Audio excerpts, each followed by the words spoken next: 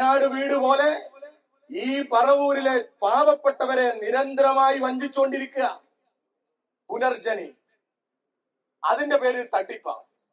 പല കോർപ്പറേറ്റുകളുടെയും പണം വാങ്ങി കുറച്ചുപേരെയൊക്കെ സഹായിച്ചു എന്ന് വരുത്തി കൂടുതൽ പേർക്ക് വാഗ്ദാനങ്ങൾ കൊടുത്ത് അതുപോലെ തന്നെ വലിയ ഫ്ലാറ്റ് സമുച്ചയം ഉണ്ടാക്കാൻ എന്ന് പറഞ്ഞ് വാഹനമൊന്നും അങ്ങനെ പോകാത്ത ഒരിടത്ത്, അങ്ങനെയല്ലേ ഇപ്പോഴും അവിടെ സാധ്യതയുണ്ട്? ഇപ്പൊ വാഹനം പോകുമോ? കഴിഞ്ഞ ദിവസം ഞങ്ങൾ അവിടെയൊക്കെ ഒന്ന് പരിധി വീണ്ടും വന്ന് 2023 ശേഷം വീണ്ടും ഞങ്ങളുടെ കേന്ദ്ര കമ്മിറ്റി അംഗം സഖാവ് ജയിക്കിന്റെ നേതൃത്വത്തിൽ ഒരു തെരച്ചിൽ നടത്തി. വീട് എവിടെ എന്ന് ചോദിച്ചു. അവിടെ നിരവധി പേരെ ഇവർ വഞ്ചിച്ചു. അതൊരു റിയൽ എസ്റ്റേറ്റ് മാഫിയകളുമായിട്ടുള്ള ഒരു ഡീലായിരുന്നു എന്ന് ഈ പൊതുസമൂഹം സംശയിക്കുന്നു.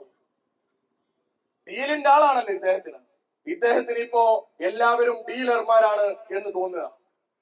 ഇദ്ദേഹം നടത്തുന്ന ഡീല് സാമ്പത്തിക ലാഭത്തിന്, അധികാരത്തിന് വേണ്ടി ഡീൽ പറഞ്ഞുറപ്പിക്കുന്ന ആളായി ഈ പ്രതിപക്ഷ നേതാവ് മാറുക. അതിന്റെ ഉദാഹരണം ഈ പറവൂരിലുണ്ട്. ജനങ്ങളെ പറഞ്ഞു പറ്റിക്കുക. അദ്ദേഹം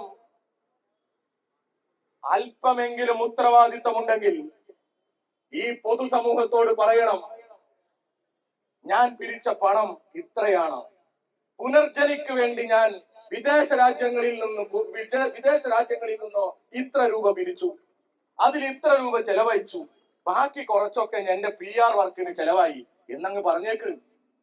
ബാക്കി നാട് വിലയിരുത്തട്ടെ. വലിയ PR വർക്കാണല്ലോ ഇപ്പോ VD സതീശന്. ആ PR വർക്കിന് ചെലവായത് ഈ തുകയാണ് എന്ന് ഈ പൊതുസമൂഹത്തോട് സമ്മതിച്ചേക്ക്. അല്ലെങ്കിൽ KC വേണുഗോപാൽ സീറ്റ് കച്ചവടം നടത്തി തന്ന പണമാണോ നിങ്ങളുടെ ഈ PR വർക്ക്? എവിടുന്ന പണം കിട്ടിയത്? നിങ്ങൾ വയനാട്ടിൽ ഒരു വലിയ പഞ്ചനക്ഷത്ര ഹോട്ടലിൽ നിങ്ങളുടെ ക്യാമ്പ് നടത്തി പുറത്തിറങ്ങുമ്പോ മാധ്യമങ്ങൾ വീടെവിടെ എന്ന് ചോദിച്ചു. അപ്പോ നിങ്ങൾ പറഞ്ഞത്, നിങ്ങളുടെ KC വേണുഗോപാൽ പറഞ്ഞത്, ഞങ്ങൾക്ക് ഭരണമില്ല, അതുകൊണ്ട് പണമില്ല. ഇപ്പോ നിങ്ങൾ പറ, അമ്പരചുംബികളായ വലിയ പ്രചരണ ബോർഡുകൾ, പ്രചരണ വാഹനങ്ങൾ, PR വർക്കുകൾ എല്ലാം നടക്കുന്നു. എവിടുന്ന പണം? ഹരിയാനയിലെ സീറ്റ് കച്ചവടം നടത്തി 7 കോടി വാങ്ങി എന്ന് നിങ്ങളുടെ മഹിളാ കോൺഗ്രസ് നേതാവിന്റെ കുടുംബം ഇവിടെ വന്ന് പറഞ്ഞു. പറ നിങ്ങള്, അതാണോ പണം? അങ്ങനെ സീറ്റ് കച്ചവടം നടത്തി കിട്ടിയതാണോ? അല്ല, വയനാട്ടിലെ പാവപ്പെട്ടവരെ മുൻനിർത്തി പണം പിരിച്ച നിങ്ങൾ ആ പണം ഉപയോഗിച്ചാണോ ഈ പ്രവർത്തനം നടത്തുന്നത്? അത് നിങ്ങൾ ഈ പൊതുസമൂഹത്തോട് പറയണം.